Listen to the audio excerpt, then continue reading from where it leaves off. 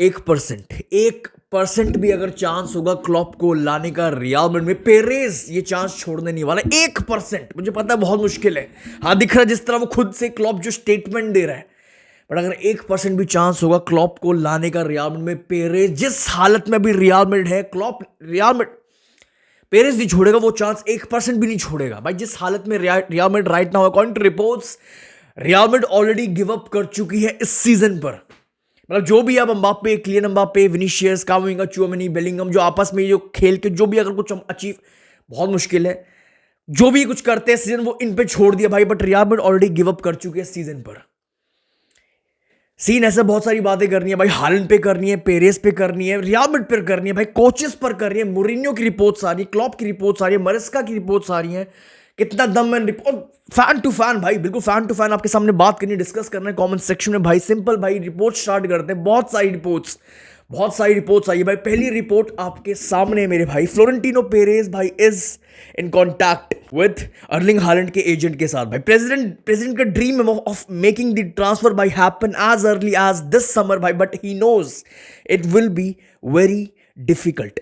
देखो भाई, अच्छे से समझते हैं केस, कितनी इस रिपोर्ट में दम है, कितनी पॉसिबिलिटी है भाई। सिंपल देखो, एक चीज अगर मैं हालैंड पे सिंपल में एक बात रखूं, हालैंड बहुत ज्यादा जरूरी है for our project, for Real Madrid, बहुत ज्यादा इंपॉर्टेंट है फॉर गोल्स, फॉर जिस हिसाब की भूख एक हमारे प्लेयर के अंदर होनी चाहिए वो हालैंड के अंदर दिखती है, for power, for strength, for fear, एक डर होना चाहिए रियल मैड्रिड प्लेयर का भाई, वो हालैंड के अंदर दिखता है, फॉर डोमिनेंस।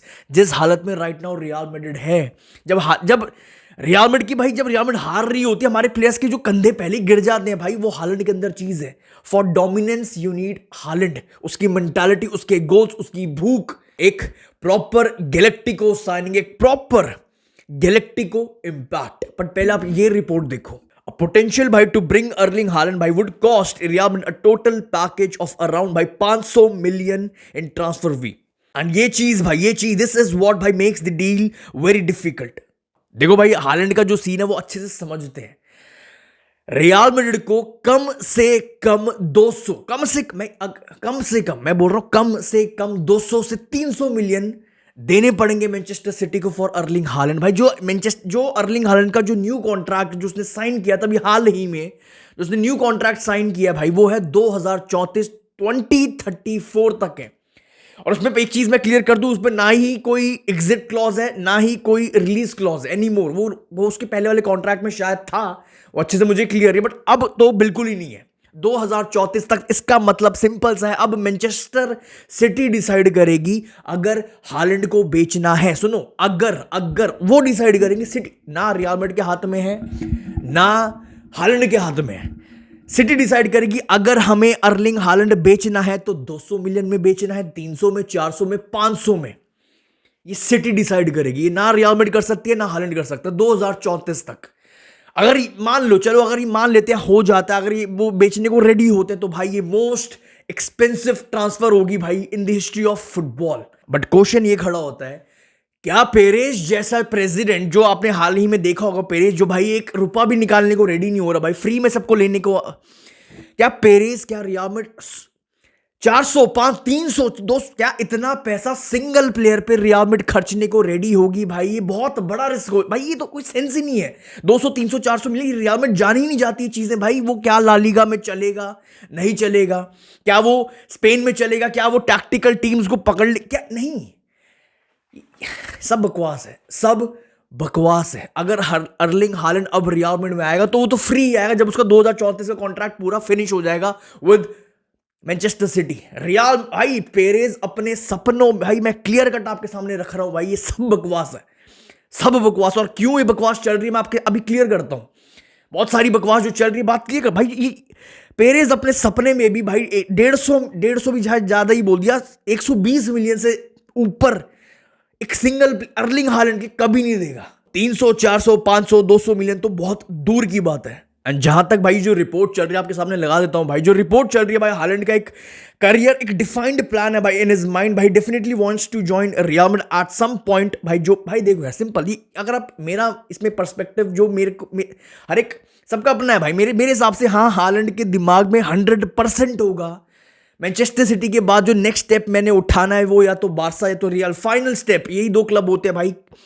हाँ वो होगा, 100% होगा, बट वो हालैंड के खुद अब हाथ में नहीं, जब से उसने वो कॉन्ट्रैक्ट साइन कर लिया, वो सिटी के हाथ में है, पूरा प्राइम सिटी के पास है हालैंड का। सब बकवास है मेरे हिसाब से, ये बिल्कुल बकवास रिपोर्ट है भाई। हालैंड टू रियल मैड्रिड, चलो भाई मान लिया, एक हाइपोथेटिकली मान लेते हैं अर्लिंग हालैंड को रियल मैड्रिड लेके आ गई, 200-300 जो भी है सीन, मान चलो एक मान लेते हैं, लेट्स से मान लिया आ गया वो अर्लिंग हालैंड आ गया, रियल मैड्रिड में आ गया। अब क्या, यहाँ विनिशियस भी है, यहाँ एम्बापे भी है, यहाँ पे जूड बेलिंगम भी है, रॉड्रिगो भी है। अब आप किसको बेचोगे? अब रॉड्रिगो का नाम तो बिल्कुल मत लिखना, उसका कोई मतलब ही नहीं है। जहां पे अर्लिंग हालैंड खेलता है, जहां पे विनिश, भाई आप अर्लिंग हालैंड लाने की बातें कर रहे हो, आप सेल किसको करोगे? और आपको सेल करना पड़ेगा विनिशियस या फिर एम्बापे में से एक ना एक प्लेयर आपको सेल हर हालत में करना ही पड़ेगा। ना आप रॉड्रिगो बेच के इधर अर्लिंग हालैंड को घुसा सकते हो, ना बेलिंगम बेच आप सारे आप। सिंपल क्वेश्चन, अपने थॉट्स कमेंट सेक्शन में। अगर अर्लिंग हालैंड को पीछे जा भी रहे तो सेल किसको करेंगे? विनिशियस को या फिर एम्बापे को? आपके हिसाब से कमेंट सेक्शन में। सब बकवास है, बुरी तरीके से बकवास है भाई। जो देखो समझो, थोड़ी बात करते हैं। मार्क गेई जो इतने लंबे टाइम से रियल मैड्रिड जो लिंक हो रहा था, जो अच्छा खासा रिपोर्ट्स आ रही थी, रियल मैड्रिड का वो टारगेट है, प्रायोरिटी है, एक टारगेट था, कोनाटे था एक टाइम पे, सब बकवास है यार, सब झूठे सपने। फ्री में कोई आएगा तो ठीक भाई यार। प्रोजेक्ट क्या होता है? आओ मैं आपको बताता हूं प्रोजेक्ट क्या होता है। प्रोजेक्ट होता है 20 मिलियन में एक वर्ल्ड क्लास सॉलिड एक्सपीरियंस जो सिर्फ 25 साल का है। 20 मिलियन में मैनचेस्टर सिटी चला गया जैन ट्रांसफर विंडो में। इसको कहते हैं प्रोजेक्ट, इसको कहते हैं बिजनेस। आप अर्लिंग हालैंड की बात कर रहे हो, 200 300 400, आप भाई 20 मिलियन नहीं निकाल पाई हमारा क्लब कितने साल हो गए? 2-4 साल तो हो ही गए। जो एक हमारा क्लब सीडीएम को सेंटर बैक बनाने को खुशी हमेशा से रेडी रहता है, वालवर्दे को राइट बैक बनाने में खुशी है, कामाविंगा को लेफ्ट बैक बनाने में खुश रहते हैं हम। 20 मिलियन नहीं निकाल पाए एक इतना लेजेंडरी, इतना वर्ल्ड क्लास प्लेयर, एक एक्सपीरियंस प्लेयर, एक मार्क ये जो सही में हमें जरूरत थी अपने centre back. 20 million world class centre back चला गया। अब बिजनेस क्या होता है मैं दिखाता हूं। बिजनेस क्या होता है? 25 साल का 20 मिलियन में चला गया, मर गई, चला गया ना मैनचेस्टर सिटी। डोनारूमा जैसा वर्ल्ड क्लास गोलकीपर सिर्फ 26 साल का 25 मिलियन में मैनचेस्टर सिटी। इसको कहते हैं बिजनेस। भाई आपने चर्की का नाम सुना होगा, चर्की बोल बोल के थक गया, मैं रियल मैड्रिड का सबसे बड़ा फैन हूं। चर्की जैसा इतना क्लास भाई, एक वर्ल्ड क्लास ड्रिबलर, एक वर्ल्ड क्लास क्रिएटर, सिर्फ 22 साल का 30 मिलियन आज की मार्केट के हिसाब से भाई 25-30 मिलियन क्या भाई? ये है बिजनेस, दिस इज बिजनेस, ये है प्रोजेक्ट। 30 मिलियन में 22 साल का लड़का, इतना प्यारा क्रिएटर, मैनचेस्टर सिटी। सेमेन्यो जैसा प्लेयर, अच्छा खासा भाई आप समझ रहे हो, एक तरफ डोकू, एक तरफ सेमेन्यो, बीच में हालैंड, उसके पीछे फोर्डन, उसके पीछे चर्की, एक केडीबी क्या गया, इन्होंने पूरी टीम कैसे बदली है, समझ में आ रही है। फोर्डन, उसके पीछे चर्की, हालैंड के पीछे, उसके पीछे कौन है? मार्क गेई खड़ा कर दी 20 मिलियन में लाके, उसके पीछे डोनारूमा खड़ा, 25 साल का एक वर्ल्ड क्लास गोलकीपर, लंबा चौड़ा हट्टा कट्टा। एक केडीबी गया था, एक केडीबी, उसको कैसे रिप्लेस किया है फोर्डन और चर्की से। एक रॉड्री गया था, कितने प्लेयर खड़े कर दिए भाई, राइंडर्स खड़ा कर दिया, निको गोंजालेस खड़ा कर दिया, कोवासिच लेके आए थे, पर क्या क्या प्लेयर खड़े कर देते हैं भाई, कैसे रिप्लेस करते हैं भाई। और हम आज तक ना मॉड्रिच, कितनी गलतियां कर रही है रियल मैड्रिड भाई, ना मॉड्रिच, ना क्रूज, ना बेंजेमा, किसी को रिप्लेस नहीं कर पाए हैं। टेंशन मत लो मेरे भाई, टेंशन मत लो। रिपोर्ट्स हमारी तरफ से भी आ रही है, जो हर साल की तरह, हर बार की तरह हमारी तरफ से भी आ रही है भाई। रियल मैड्रिड देख रही है भाई, एक मिडफील्डर लाना बहुत ज्यादा इंपॉर्टेंट हो गया नेक्स्ट समर, और एक सेंटर बैक। आपके सामने रिपोर्ट लगा देता हूं भाई, हमारी भी रिपोर्ट्स आ रही है भाई, टेंशन मत लो। टेंशन किस बात की है पता है, मैं आपको अभी से लिख के देता हूं, वो सेंटर बैक और वो मिडफील्डर कौन होगा, अभी से बता रहा हूं आपको भी पता है।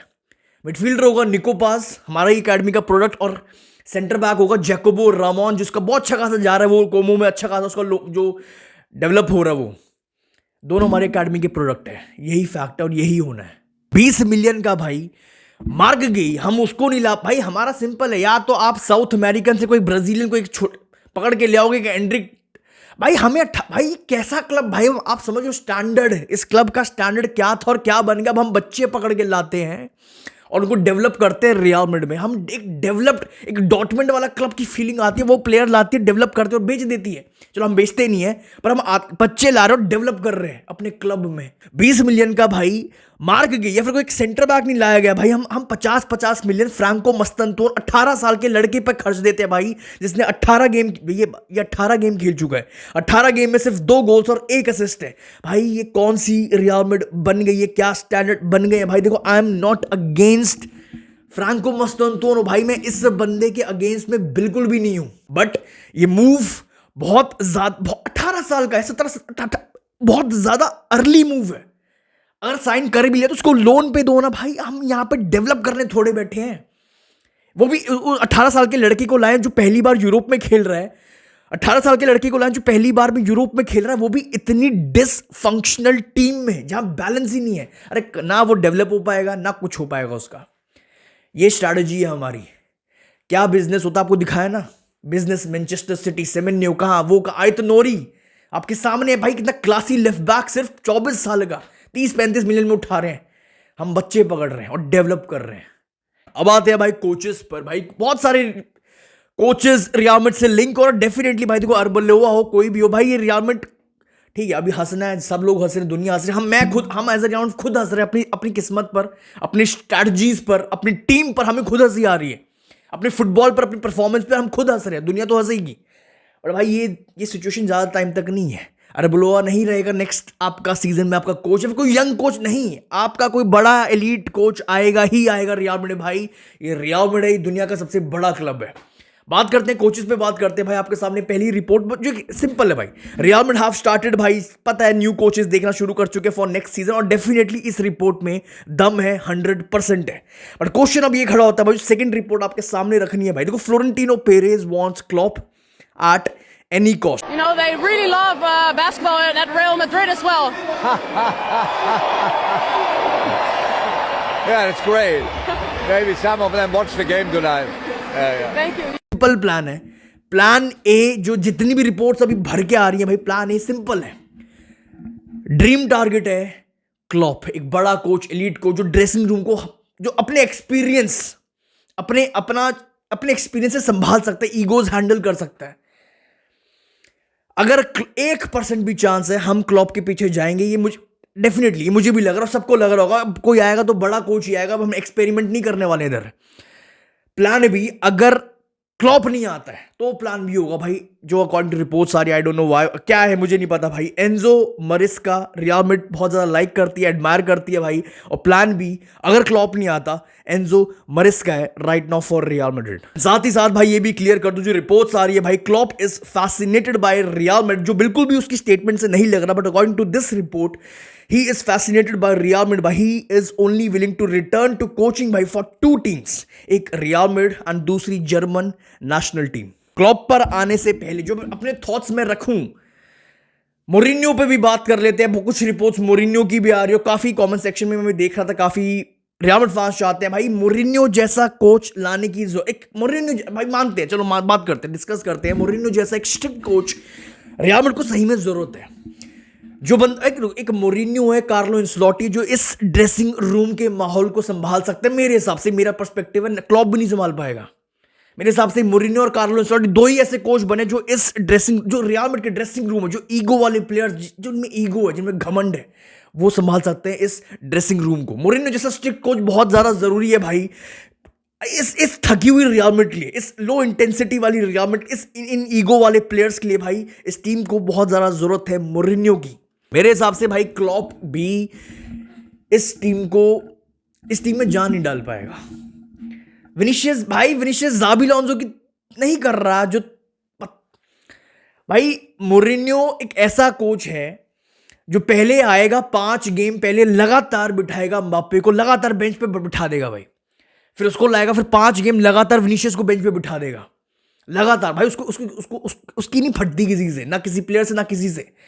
अगर मेरे को बुलाया है रियल मैड्रिड पे, सारी चीजें मेरे हिसाब से होंगी, उसका बहुत क्लियर होता है माइंडसेट, उसका मेंटालिटी भाई। और इस चीज से रियल मैड्रिड प्लेयर्स को समझ में आ जाएगी भाई, किसी भी बंदे की स्टार्टिंग 11 जो स्पॉट है वो किसी का भी गारंटीड नहीं है।